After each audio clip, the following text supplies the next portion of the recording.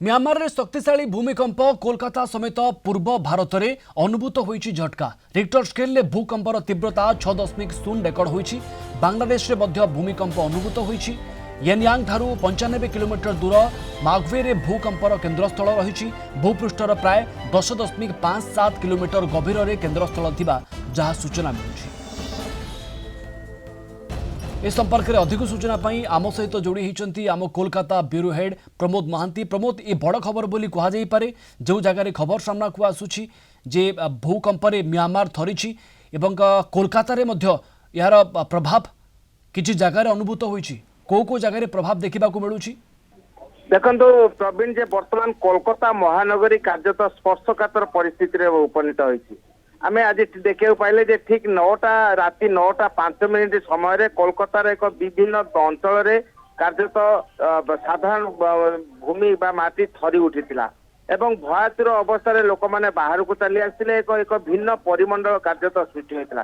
प्राय 15 सेकेंड समय व्यापी यही भूमिकंप अनुभूत होइतिबार कुआଯାଉଛି एवं विशेषकर कोलकाता महानगरी समेत सहरतली अंचल यही परिस्थिति सृष्टि होती एवं वर्तमान सुधा जहाँ जना पड़ती जे भूमिकंपर उत्स होउछि म्यांमार एवं नवेम्बर 21 तारिख में कोलकाता रे एभली भूमिकंप अनुभूत होइतिला। गत 24 घंटा मध्य पश्चिम बंगर संलग्न तिब्बत और बांग्लादेश में भूमिकंप होइछि।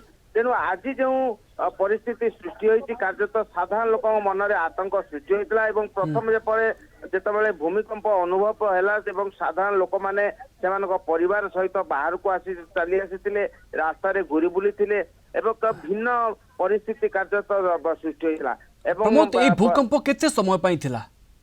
देखो जे वर्तमान कहुचे 15 सेकेंड यही भूमिकंप होइछि एवं यार तीव्रता थिला प्राय 4.1 किंतु यही तीव्रतार अनुकूलन परवर्ती पर्यायर सठिक भाव जना पड़िबो। तेणु यह वर्तमान विभिन्न स्तर में चिंतार प्रकट पाई साधारण लोक मैंने गोटे लाइन रे कौन से क्षयक्षति होइछि बर्तमान सुधा केतेक घर फाट सृष्टि होता प्राथमिक भाव कहुचे परवर्ती पर्याय जेहेतु रात्रि समय परवर्ती समय पूरा खबर ऊपर आप नजर रखी था। आपको अनेक अनेक धन्यवाद अधिक सूचना पाई।